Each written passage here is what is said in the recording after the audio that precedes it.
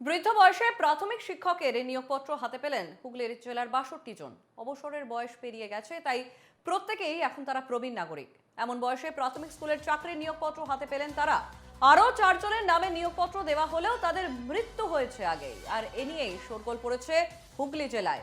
নিয়োগে দুর্নীতি অভিযোগে সিবিআই তদন্ত চলছে রাজ্যে। প্রাক্তন শিক্ষামন্ত্রী সহ শিক্ষা দপ্তরের একাধিক আধিকারিক রয়েছেন জেলে। এমন সময় হুগলি জেলা প্রাথমিক শিক্ষা সংসদের এই নিয়োগপত্র নিয়ে শুরু হয়েছে চরম বিতর্ক।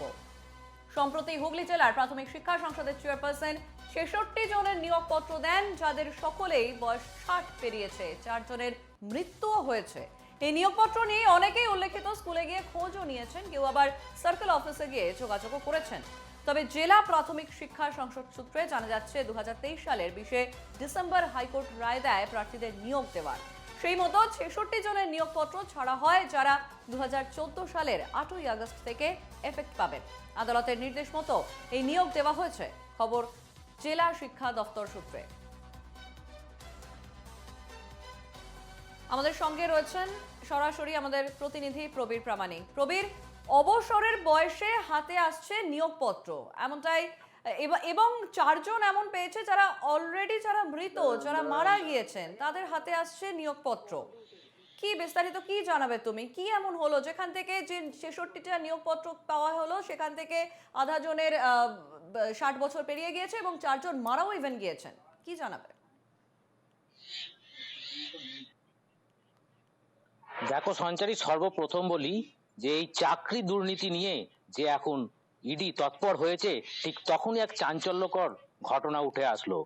৬৬ জন প্রার্থী তাদের চাকরির তে যোগ দেওয়ার জন্য অ্যাপয়েন্টমেন্ট লেটার এসে পৌঁছেছে, তবে তার মধ্যে ইতিমধ্যেই ৪ জন মারা গেছে। কেন তাদেরকে এইভাবে কোর্টের মাধ্যমে যেতে হলো, একটু জেনে নেবো। যিনি এই কোর্টের গিয়েছিলেন, দাদা কেন এই কোর্টে গেছিলেন আপনারা? আমাদের অ্যাপয়েন্টমেন্ট দেয়নি বলে, আমরা ট্রেনিং প্রাপ্ত শিক্ষক, যার জন্য আমাদের অ্যাপয়েন্টমেন্ট দেয়নি বলে আমরা কোর্টের দ্বারস্থ হয়েছিলাম ৮৩ সালে। তারপরে কি হলো?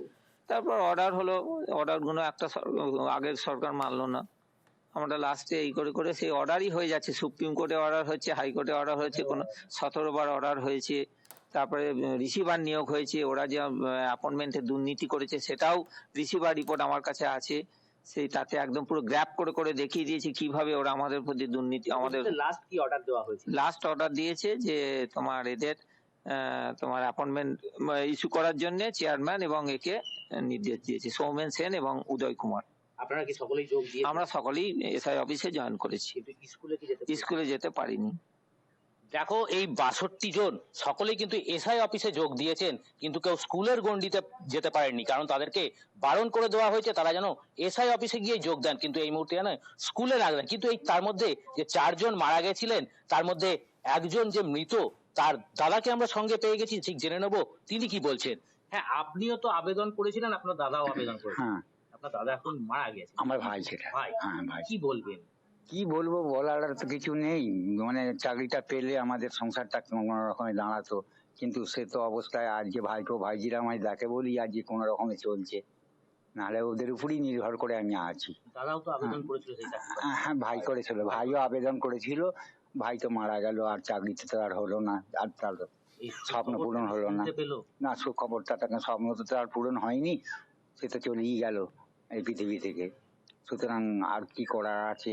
এখন যদি এই হাইকোর্টের রায়টা মেনে সরকার যদি কোনো রকমের কোনো ভালো পদক্ষেপ নেয় তাহলে ভালো, না হলে তো আবার আমাকে আর দ্বারস্থ হতে হবে।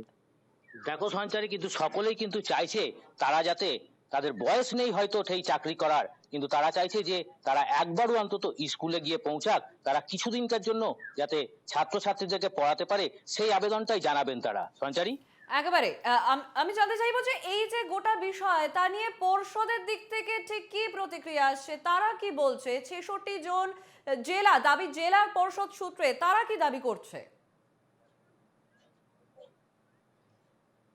দেখো, জেলা পর্ষদ সূত্রে তারা আমাদের ক্যামেরার সামনে কোনো কথাই বলতে চায়নি, তবে তারা জানাচ্ছেন আমরা কোনো কিছু জানাতে পারবো না, শুধু হাইকোর্টের রায় আমাদের কাছে এসে পৌঁছেছে, সেই দিকেই তাকিয়ে আমরা এই সকলকার নিয়োগপত্র দিয়ে দিয়েছি। একেবারে অনেক ধন্যবাদ। আমাদের সঙ্গে ছিলেন আমাদের প্রতিনিধি প্রবীর প্রামাণিক। বৃদ্ধ বয়সে প্রাথমিক শিক্ষকের নিয়োগপত্র হাতে পেলেন হুগলি জেলার ৬২ জন। অবসরের বয়স পেরিয়ে গিয়েছে, তারা প্রত্যেকেই এখন প্রবীণ নাগরিক। এমন বয়সে এসে প্রাথমিক স্কুলের চাকরি নিয়োগপত্র হাতে পাচ্ছেন তারা। আর ৪ জনের নামে নিয়োগপত্র দেওয়া হয়, তাদের মৃত্যু হয়েছে আগে। এ নিয়ে পড়েছে রীতিমতো শোরগোল গোটা হুগলি জেলা জুড়ে।